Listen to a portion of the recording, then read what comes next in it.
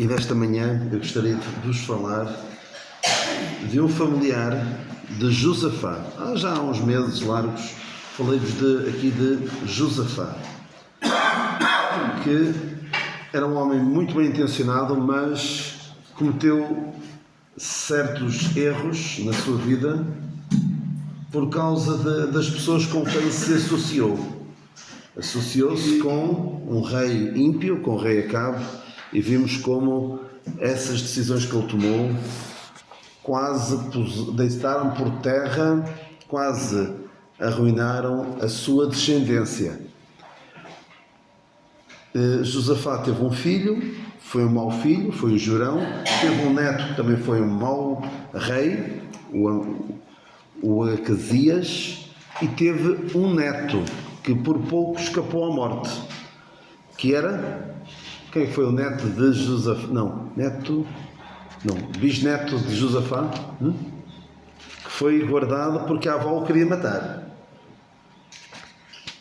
Conhecem a história certamente, que era o Joás. A rainha Atália quis matá-lo e ele conseguiu fugir à morte. E este Joás foi um bom rei, na maior parte do seu reinado, teve algumas falhas, como todos nós temos. Mas eu não vou falar de Joás, vou falar do seu filho, que é um rei muito pouco conhecido na palavra de Deus. E nós podemos ler sobre ele uma história mais detalhada no segundo livro das Crónicas 25:9. Segundo livro das Crónicas 25:9. Temos várias lições que podemos tirar neste livro, que está aqui um bocadinho perdido no meio da Bíblia. Parece que tem histórias que não são muito interessantes, mas podemos tirar lições preciosas da vida deste homem, deste Amazias. Amazias significava o seu nome, deixem só confirmar, que Deus, o Senhor é a minha força. Significa, o Senhor é a minha força. E vamos ver que houve situações em que não viveu à altura do seu nome. Então vamos ler o segundo livro das Crónicas 25. Deixem só relembrar que este homem era filho de Joás, foi um bom rei em Judá. E diz assim a palavra de Deus: Era Amazias, de idade de 25 anos, quando começou a reinar, e reinou 29 anos em Jerusalém. E era nome da sua mãe Joadã de Jerusalém. E fez o que era reto aos olhos do Senhor, porém não com o coração inteiro. Depois daqui lemos que sucedeu, depois que, sendo o reino já confirmado, matou os servos que feriram o rei seu pai, porém não matou os seus filhos, como fez na lei, como na lei está escrito no livro de Moisés, como o Senhor ordenou, dizendo: não morrerão os pais pelos filhos, nem os filhos morrerão pelos pais, mas cada um morrerá pelo seu pecado. Porque o rei Joás acabou mal a sua vida e acabou até morto. É só andar aqui um bocadinho para trás, até há aqui um títulozinho que não é inspirado, que diz a idolatria de Joás, ou seja, Joás acabou mal a sua carreira e depois até houve alguns servos dele que o mataram. Mas quando este seu filho chegou a rei, condenou à morte estes homens que mataram o seu pai, mas não matou os seus filhos, porque por vezes a prática era matar a família toda. Para quê? Para evitar que houvesse vingança, tal como este se vingou dos que mataram o seu pai, podiam os outros um dia querer vingar-se. Mas não é isso que a lei de Deus mandava castigar aqueles que pecaram. Diz até, noutras passagens, não morrerão os filhos pelos pais, mas cada um morrerá pelo seu pecado, que diz isso na lei. A alma que pecar, essa morrerá, diz também noutra passagem. Então, continuando aqui no versículo 5, e Amazias ajuntou a Judá e o pôs segundo a casa dos seus pais, por chefes de milhares e por chefes de centenas, por todo Judá e Benjamim, e os numerou de 20 anos e daí para cima, e achou deles 300.000 escolhidos que saíam ao exército e levavam lança e escudo. E agora vem aqui a parte particularmente importante. Também Israel tomou a soldo 100.000 varões valentes por 100 talentos de prata. O que é que ele quis fazer? Ele era um homem ambicioso para a guerra. Naqueles tempos, volta e meia, havia guerras. E o que é que ele fez? Para além dos 300 mil soldados que tinha, contratou aquilo que se chama hoje em dia, qual é a palavra que se dá quando se contrata soldados para combater uma batalha? Nós ouvimos falar, agora até na Rússia e na Ucrânia, são os tais mercenários, pessoas que não têm nenhum interesse particular em defender o seu país, mas vão para uma guerra porque alguém lhes paga para aquilo. Então ele tomou a soldo 100 mil varões valentes por 100 talentos de prata. Mas de onde é que eles vinham? Vinham de Israel. Vinham de uma nação que estava em inimizade para com Deus. Então veio um profeta e disse: porém um homem de Deus veio a ele dizendo: ó rei, não deixes ir contigo o exército de Israel, porque o Senhor não é com Israel, a saber, com os filhos de Efraim. Se porém fores, faze-o, esforça-te para a peleja. Mas olha aqui, ele avisa: se tu os levares contigo, o que é que vai acontecer? Deus fará cair diante do inimigo, porque força há em Deus para ajudar e para fazer cair. É muito importante isto que ele diz. Não penses que é por tu te precaveres do ponto de vista humano com reforços que Deus não aprova, com coisas que Deus não aprova, que tu vais ter o melhor desempenho. O que é que faz realmente a diferença? Porque força há em Deus para ajudar e para fazer cair. Houve um antepassado deste Amazias que a dada altura, que era o pai de Josafá, eu já falei dele aqui há uns meses ou anos, em que ele vai para uma batalha e a situação é tão difícil, que ele percebeu: olha, não há nada a fazer, só mesmo o Senhor. Porque diz a Bíblia que veio um exército de 1 milhão de soldados etíopes. Ele disse: Senhor, para ti nada é ajudar tanto o de muita força como o de pouca força. Para ti é igual. Tu és todo poderoso, tanto faz ajudar o que é fraquinho como o que é muito forte. E o Senhor deu-lhe uma vitória estrondosa naquele dia. Mas mais tarde, o que aconteceu?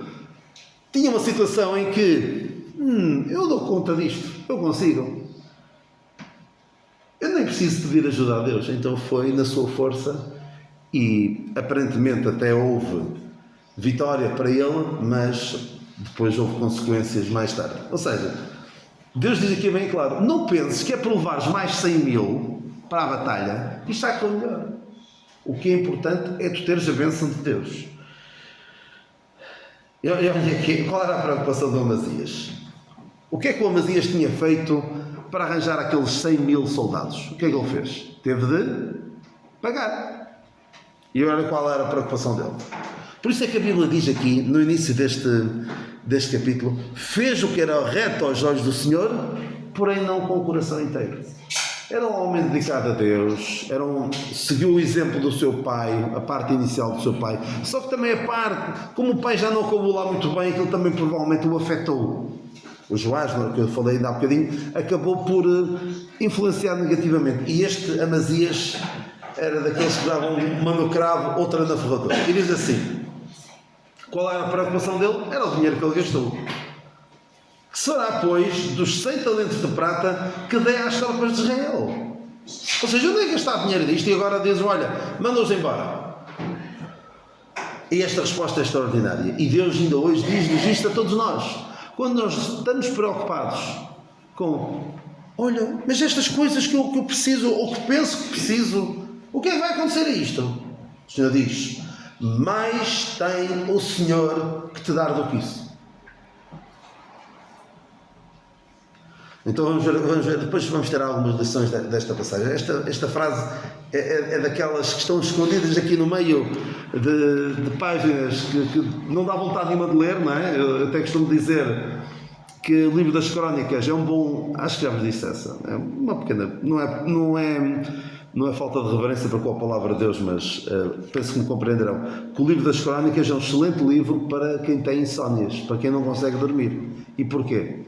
Porque quando o rei Assuero, que se casou com Esther, não conseguia dormir, o que é que ele pediu para ler? O quê? O livro das... Não era este. Não era este. Era o livro das Crónicas, onde estava registado tudo o que tinha sido feito, e foi ali que ele descobriu, olha, não chegámos a premiar o Mardoqueu quando ele salvou a vida ao rei. Então vamos lá tratar de repor a justiça nessa situação, de corrigir essa injustiça. E então não conseguia dormir. E o livro das Crónicas foi remédio santo para ele dormir. E este livro, aparentemente, eu gosto bastante dele, sinceramente, mas se calhar muita gente não gosta. Eu tenho alguma dificuldade a ler Levítico, por exemplo, Deuteronômio, alguns destes, quando não é histórias ali em Levítico e Êxodo e por aí fora, quando é a descrição dos sacrifícios, é difícil de ler. E este aqui também é uma história, vem uma guerra, mata, e depois, às vezes, aqui nos livros das Crónicas, há listas de nomes que não parece estar ali a fazer nada, mas têm a sua importância, e Deus não escreve estas coisas só por escrever. E às vezes, no meio destas histórias, tem autênticas pérolas, que nós podemos tirar grandes lições para nós. Então, o que é que acontece? Versículo 10. Então separou Amazias as tropas que tinham vindo de Efraim para que fossem ao seu lugar. Pelo que se acendeu a sua ira contra Judá e voltaram para o seu lugar em ardor de ira. O que é que aconteceu? Estes soldados, olha, vão-se lá embora, estão dispensados, e eles pensaram, está bem, ok, fixe, assim não vamos já à batalha, não há perigo de morte. Não, mas eles foram muito zangados, e não sei se diz aqui nesta passagem, mas diz noutra que eles foram e pilharam cidades de Judá e fizeram vários... sim, é no versículo 13. Porém os homens das tropas que Amazias despediram para que não fossem com ela à peleja, deram sobre as cidades de Judá, desde Samaria até Bet-horon, e feriram deles 3.000 e saquearam grandes despojos. Ou seja, sim, não nos queres levar para a batalha, então vamos nós para a batalha, e deram cabo ali de várias pessoas e de várias cidades. Porquê? Porque é que estes mercenários também queriam ir para a guerra? Eram outros tempos em que a mentalidade era outra. E qual era o grande interesse de alguns soldados de ir para a guerra? Qual é que acham que era? Era, olha, gostava de morrer, portanto vou para a guerra. Não era. Alguns gostavam de matar, é uma coisa macabra, mas há pessoas que agora, hoje em dia não há tanto, mas naquele tempo havia pessoas que tinham gosto em matar, em despedaçar outras pessoas, e havia esta questão do despojo, depois trazer a recompensa do inimigo, troféus. Então, não levamos nada, então vamos nós sobre a cidade de Judá e vamos levar para nós. Então, mas vamos ao versículo 11. O que aconteceu? Esforçou-se, pois, Amazias e conduziu o seu povo e foi ao vale de Sal e feriu dos filhos de Saí 10.000. E depois fizeram aqui uma coisa que eu prefiro nem ler, foi assim uma coisa muito macabra. Capturaram alguns prisioneiros e depois executaram-nos logo a seguir. Ora bem, este rei foi um bom rei, era filho de Joás, foi também um bom rei, até dada altura, e cometeu, como vos disse, alguns erros. Então, vemos aqui nesta passagem que ele quis ir para a batalha contra os filhos de Edom, que ainda eram família, e ele não estava contente com o tamanho do exército que tinha, então foi tratar de alargar o seu exército. Mas não foi da forma que Deus quereria, e então...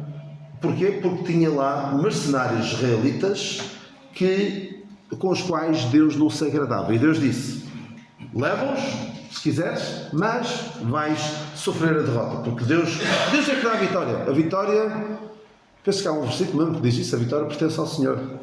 Então, há um cântico que diz isso, não sei se penso que há um versículo, se não diz exatamente isso, diz algo assim. Amazias aqui mostrou que de facto temia a Deus. Temia a Deus, porque Deus disse, não vais, o que é que ele fez? Não foi, com aquelas pessoas. Contrasta, por exemplo, com um homem ímpio, que era o rei Acabe, que ele foi avisado, olha, tu vais para a guerra e vais morrer. Então o que é que ele tentou? Tentou dar as voltas a Deus, foi para lá disfarçado, para a batalha, ainda pôs o Josafá a jeito de morrer, também já vos falei dessa história, ou seja, não levou a sério a palavra de Deus. Ele levou a sério a palavra de Deus. Ele pensou, o quê? Vou levar estas pessoas? Vai um exército maior? Mas se eu levar estes a mais, Deus está a dizer que eu vou perder. Se Deus diz alguma coisa, claramente, na sua palavra, não pensa, isto vai correr certo comigo. Achas que vai correr certo? A Bíblia diz claramente, não faças isto, porque se fizeres isto, acontece isto. E eu vou fazer o contrário, a pensar, olha, vai correr bem comigo. Não. E ele foi sério, mas tinha pena daquilo que ia perder. Ora bem, eu vou fazer o que Deus diz, mas vou perder os 100 talentos de prata. Ou seja, aquele negócio ia sair caro.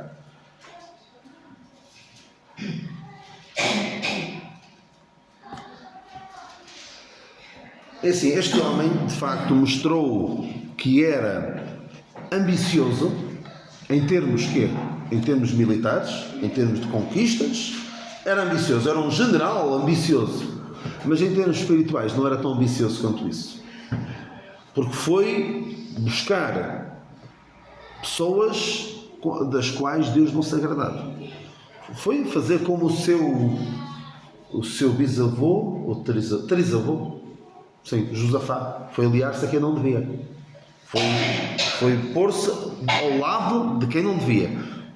Eles certamente conheciam a história de Israel e sabiam que alianças com Israel não eram boa ideia. Judá era uma nação que temia a Deus, Israel era uma nação que não temia a Deus. Então o Amazias não tinha nada que se envolver com ele, ainda para mais tendo em conta a história passada de pessoas que se tinham aliado a Israel e tinha trazido consequências.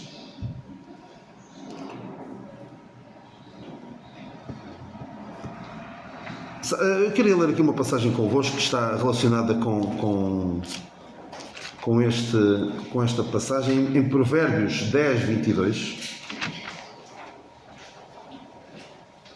Provérbios 10, 22 fala da bênção do Senhor, porque o profeta promete-lhe, Deus tem mais para te dar. Ele estava preocupado com 100 talentos de prata, que seria certamente muito dinheiro, porque estamos a falar de contratar 100 mil soldados, e se não se contrata 100 mil soldados assim do nada, não é? 100 talentos de prata era muito, muito dinheiro, e ele estava preocupado, ora bem, vou fazer a vontade de Deus, mas eu vou perder com isso. O profeta diz, Deus tem mais para te dar do que isso. Reparem aqui, o que é que diz o Provérbios 10, 22? A bênção do Senhor é que enriquece e não acrescenta dores. Ter o Senhor do nosso lado é que traz riqueza. Há pessoas que estão muito preocupados com ter muito dinheiro. Preocupam-se com o dinheiro, preocupam-se com bens materiais, quando nós sabemos que o que é que traz verdadeira bênção, o que é que traz verdadeira riqueza, é estarmos bem com Deus. As bênçãos do Senhor é que nos devem enriquecer. Porquê? Porque todos os bens materiais que nós possamos ganhar aqui, o que é que vai acontecer? Eles vão ficar cá, não os vamos levar. Isto, qualquer pessoa que para um bocadinho para pensar na sua vida, percebe isso. Nada vai ficar aqui. Nada vamos levar, vai tudo ficar aqui. E devemos investir em coisas que não ficam aqui. Em bens não perecíveis. Em bens espirituais, em bens eternos, em fazer o bem aos nossos irmãos, contribuir para o avanço do Evangelho. Era isso que o apóstolo Paulo fazia. O apóstolo Paulo não estava preocupado com ter dinheiro. Antes estava. Antes de se converter estava. Ele tinha dinheiro, tinha fama. Ora, o que é que ele tinha? Tinha dinheiro, tinha fama, prestígio, estatuto social e religioso. E o que é que ele fez? Ele largou tudo. Largou tudo. E dizia até, considerava aquilo como esterco, como uma coisa repugnante. nada daquilo lhe valia, de nada. Porque ele até percebeu que aquilo que ele tinha não só não valia nada, como o estava a atrapalhar. O que ele tinha só o estava a atrapalhar, tal como aqui estes homens que Amazias tinha contratado a mais, só o estavam a atrapalhar. É um pouco como aquela história de um homem que precisa de atravessar o rio para salvar a sua vida. E o que é que ele leva? Leva consigo muitos bens materiais. Vai carregado de ouro, peças de ouro valiosíssimas. E aquilo que ele pensava que era ganho, ao tentar atravessar, percebe que é o quê? É aquilo que vai levar ao fundo. E se esse homem que está a tentar atravessar o rio, cheio de peças de ouro, cheio de coisas preciosas, se ele não as deita fora, vai ao fundo.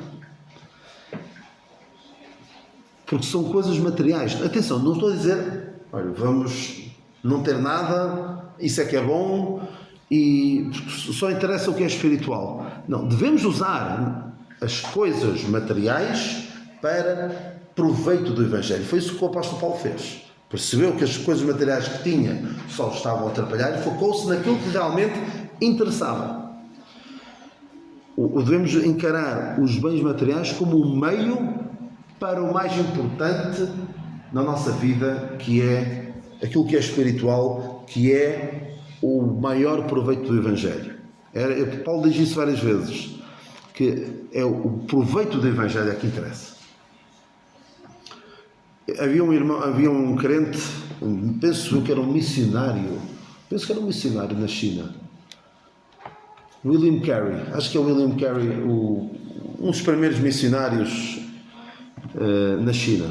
Ele dizia assim, porque alguém criticava porque ele não estava a levar muito a sério o seu trabalho, que era sapateiro.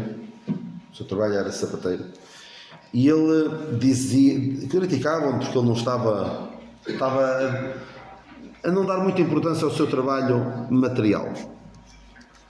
E então ele dizia assim: o meu trabalho é pregar o Evangelho. E eu conserto sapatos para pagar as despesas do meu trabalho. Vejam bem a mentalidade deste homem. Realmente, em termos materiais, não foi a lado nenhum. Alguém que pensa assim, do ponto de vista material, não vai a lado nenhum, não vai conseguir grande coisa na vida. Mas ele dizia: o meu trabalho principal, ou seja, o principal na minha vida, é pregar o Evangelho. Consertar sapatos é apenas um meio para eu ter algum dinheiro para poder financiar aquilo que eu realmente quero fazer, que é importante. Paulo poderia dizer a mesma coisa. O que é que Paulo poderia dizer? Parecido com isto: o meu trabalho é pregar o Evangelho. E agora? Não era faço sapatos, não é conserto sapatos. Faço tendas para pagar as despesas do meu trabalho. Porque ele diz, até chega a dizer: estas mãos têm suprido a mim e aos que estão comigo. Paulo penso eu que só quando esteve preso é que teve ofertas dos crentes. É um grande problema que todos nós temos, uns mais do que outros, é focar-nos acima de tudo nos bens materiais, naquilo que podemos ganhar, naquilo que podemos ter. É importante, mas não é isso que vai fazer a diferença nas nossas vidas. Pode, por vezes, até ter o efeito oposto. Diz o apóstolo Paulo que o amor do dinheiro é a raiz de toda a espécie de males, e muitos se despassaram, vou ler a passagem, muitos se despassaram a si mesmos com muitas dores por causa disso, por causa do amor do dinheiro. Não, atenção, não é o dinheiro. Não é o dinheiro que é a raiz de todos os males, é o amor do dinheiro. E nessa cobiça, alguns se desviaram da fé e se despassaram a si mesmos com muitas dores. E é interessante o contraste com esta passagem de Provérbios que lemos há bocado. A bênção do Senhor é que enriquece e não acrescenta dores. O que interessa termos a bênção de Deus, estarmos de bem com Deus. E reparem que mesmo este negócio do Amazias que depois mandou embora aqueles soldados, aquilo trouxe-lhe dores, porque depois eles foram fazer asneiras e mataram pessoas e pilharam cidades de Judá. Nós não devemos estar preocupados com aquilo, tal como Amazias, não devemos estar preocupados como Amazias estava de o que é que eu vou perder com isto. Se nós temos a ganhar algo muito mais valioso, uma coroa incorruptível de glória, coisas que não vão desaparecer.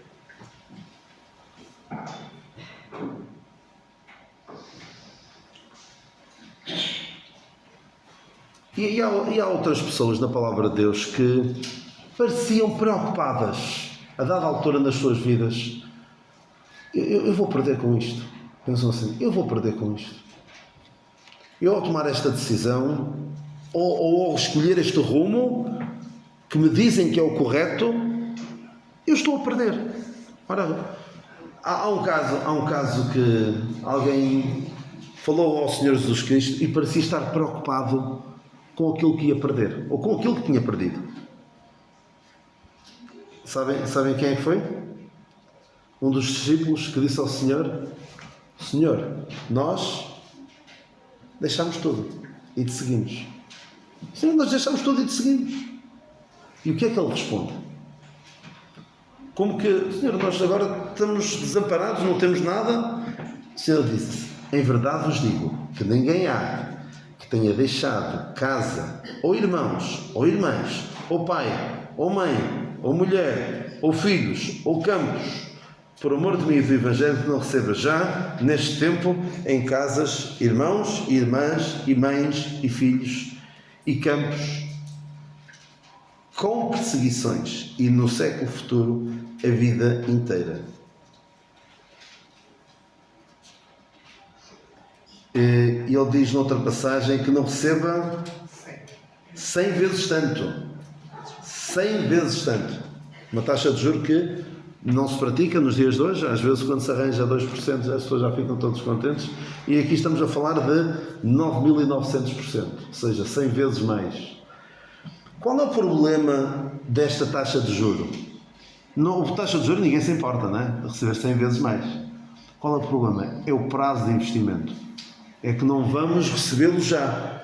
E muitas vezes as pessoas querem a recompensa já. Se não vem a recompensa, se calhar não é real. Mas a vida cristã é pela fé. Nós cantámos há pouco, sempre tens estado ao meu lado, mesmo quando eu não te vejo. O meu problema, e o problema possivelmente de alguns, é estarmos focados no imediato, naquilo que é visível. E o diabo tem sempre coisas boas para oferecer imediatamente. Agora, José tinha o prazer ali imediato. Ninguém precisava de saber. Mas preferiu algo muito mais valioso. Ele podia ter-se deixado levar por aquela mulher. José, no Egito. Mas mancharia para sempre a sua reputação e não seria o exemplo admirável para nós hoje. Ele tem uma reputação eterna. Abdicou do prazer momentâneo e tem uma reputação para sempre. Moisés escolheu ser maltratado pelo povo de Deus antes, em vez de, por um pouco de tempo, ter o prazer de pecar. O diabo dá coisas já, recompensas imediatas. Há estudos feitos, eu já não me recordo onde é que vi isso, mas já ouvi falar várias vezes desses tipos de estudos com crianças, em que fazem algo do género, dão uma coisa à criança, tipo um reboçado, uma guloseima qualquer, e dizem: tens isto, mas se esperares um pouco, e não dizem quanto, nós damos-te outra. Uma experiência. E E há crianças que comem logo a guloseima, há outras que esperam e recebem outro. E depois fazem o estudo do desempenho dessas crianças no futuro. Ou seja, é um estudo, não é em poucos, não é um estudo só naquela altura, é um estudo prolongado no tempo. E a conclusão que se tira é que crianças que conseguem adiar a gratificação são mais bem-sucedidas na vida. Estamos a falar apenas na vida humana. Ou seja, as pessoas que querem já a recompensa, não querem esperar, regra geral, não saem tão bem-sucedidas. E em termos espirituais isso é muito mais verdade. Pessoas que querem já o prazer, querem tudo já, acabam por sair a perder em termos espirituais. Vamos ver aqui alguns exemplos rápidos de pessoas que tiveram medo de perder algo ao fazer aquilo que estava certo e tiveram consequências graves. A mulher de Ló. A mulher de Ló sabia claramente qual era a palavra de Deus. Escapa-te para o monte para que não pereças. Não olhes para trás. E o que é que ela tinha pena de perder? Tinha medo de perder o quê? Os bens materiais, os amigos, uma vida construída naquela cidade. O que é que ela fez? Olhou para trás e ficou convertida numa estátua de sal. Ou seja, parecia que fazer o que a Bíblia diz, fazer o que Deus manda, e ela ia perder. E esta aqui é dos poucos exemplos que teve a resposta imediata. Nem sequer foi preciso esperar muito tempo para ter a recompensa. Esta aqui é que foi o castigo imediato. Tinha pena de deixar daquilo que deixava para trás. Agripa, o rei Agripa, a dada altura, o Paulo está a evangelizá-lo. Paulo não perdia uma oportunidade para evangelizar quem lhe aparecia à frente. E então, Paulo diz-lhe a dada altura: tu crês nos profetas? Bem sei que creio. Eu até falei disso no domingo, quando falei daqueles que até estavam perto de estarem salvos. O rei Agripa diz assim, quando Paulo diz: crês tu nos profetas? Bem sei que crês. E ele diz: Paulo, por pouco me persuades a que me faça cristão. Por pouco. O que é que ele tinha medo? Tinha medo de se identificar com Cristo, de aceitar o Evangelho, se associar aos cristãos, o que ele iria perder em termos materiais, em termos de estatuto. Olha o rei Agripa também é cristão. O que é que as pessoas iam dizer? Não é? Meu pai conta-me que às vezes falava do Evangelho às pessoas e eles diziam: o que é que o povo vai dizer? Ou seja, o estatuto social, a vergonha de se identificar com Cristo. Este homem está ainda hoje no inferno a estas palavras a martelar: por pouco me persuades a que me faça cristão. Pilatos também tinha medo do que poderia perder se não obedecesse àquilo que o povo estava a dizer. Tinha medo também de perder.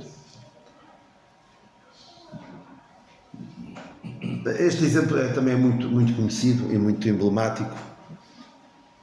O mancebo rico. O mancebo rico que veio ter com o Senhor, que bem farei para lhe dar a vida eterna. E o Senhor, depois de falar um pouco com ele, diz-lhe: vai, vende tudo o que tens, dá-o aos pobres, e vem e segue. E ele foi-se embora triste, porque tinha muitas propriedades. Ele tinha medo, tinha receio daquilo que iria perder por fazer o que o Senhor manda. Ninguém sai a perder. Com Deus ninguém sai a perder.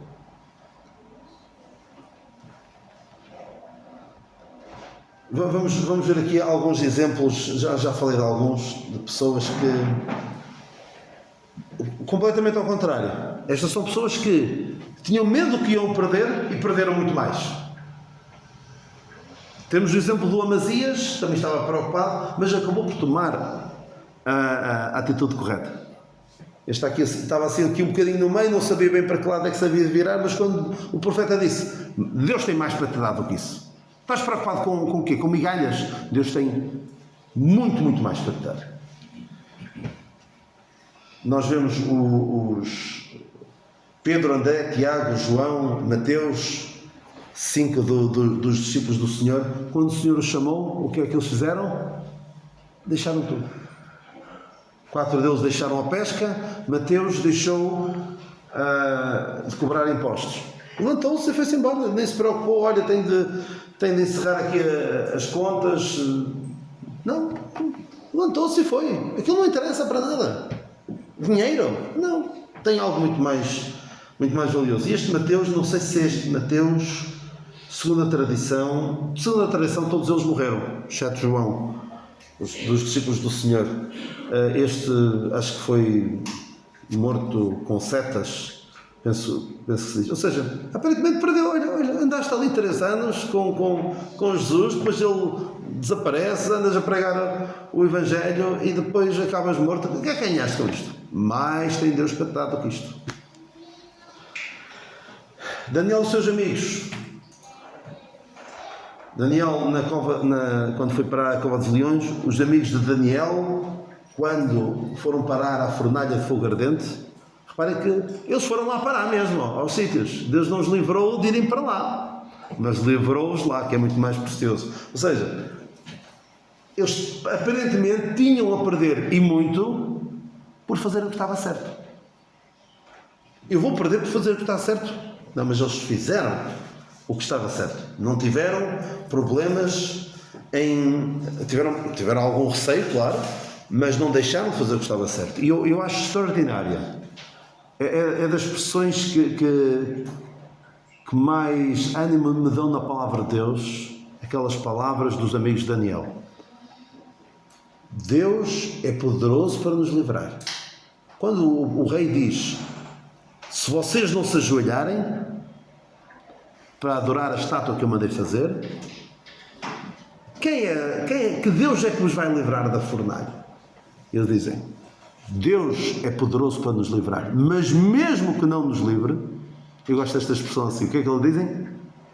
Fica sabendo ao rei que nós não vamos adorar a tua estátua, não vamos ceder, porque sabemos que Deus tem mais para nos dar do que o que tu nos possas dar.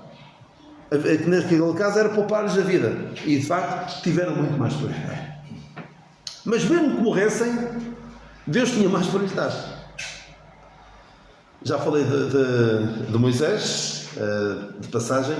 Moisés, sendo já grande, recusou ser chamado filho da filha de Faraó, escolhendo antes ser maltratado com o povo de Deus. Sabe o que é que aconteceria a Moisés se tivesse ficado no Egito? Se tivesse sido filho da filha de Faraó? Provavelmente não chegaria a ser o Faraó, porque havia lá o Ramsés II, que é o que depois teve aquelas trocas de palavras e de argumentos e das pragas e tudo mais. Mesmo esse é quase uma nota de rodapé na história. Moisés é um homem que marcou milhões e milhões de pessoas. Ainda hoje, infelizmente, há algumas pessoas que só olham para ele, não é? Para Moisés, só consideram Moisés, não querem saber do Senhor Jesus Cristo, só querem saber de Moisés. Mas Moisés é um homem que marcou gerações, milénios até. O apóstolo Paulo também já vos disse que na verdade tem todas. Eu vou ler a passagem toda, Filipenses 3. Mas para mim era ganho. Reputei a perda por Cristo, e na verdade tenho também por perda todas as coisas, pela excelência do conhecimento de Cristo Jesus, meu Senhor, pelo qual sofri a perda de todas estas coisas, e as considero como esterco para que possa ganhar a Cristo. Ou seja, aquilo não só não serve para nada, como me causa repulsa. Eu não quero, tenho de me afastar daquilo. E o exemplo máximo é o do Senhor Jesus Cristo, que poderia ser mais fácil, e era mais fácil. Ele até diz: Pai, se é possível, passa de mim este cálice, se é possível eu não sofrer isto, passa de mim. Mas ele sabia que aquele sofrimento naquela hora iria trazer um fruto eterno.